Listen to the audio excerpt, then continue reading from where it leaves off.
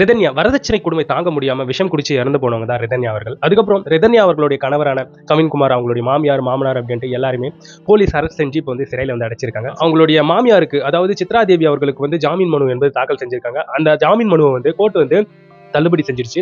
இந்த நிலையில நடிகை அம்பிகா அவர்கள் வந்து ரிதன்யா அவர்களுடைய பெற்றோரை அவங்களுடைய வீட்டுக்கு சென்று அவங்க பெற்றோர்கிட்ட வந்து ஆறுதல் கூறியிருக்காங்க. அந்த இடத்துல அம்பிகா அவர்கள் வந்து நிறைய பேசியிருந்தாங்க. பட் ஒரு சிலதை மட்டும் உங்ககிட்ட இப்ப நான் சொல்லிடுறேன். அதாவது அவங்க சொல்றாங்க, கடைசி 5 நிமிஷத்துல ரிதன்யா அவர்களுடைய மனசு வந்து என்ன பாடுபட்டிருக்கும் அதை நினைச்சுதான் நான் வந்து ஒரு தாயா இந்த இடத்துக்கு வந்து ஆறுதல் சொல்ல வந்திருக்கேன். ஸோ ஒரு சினிமா நடிகையாக அல்ல.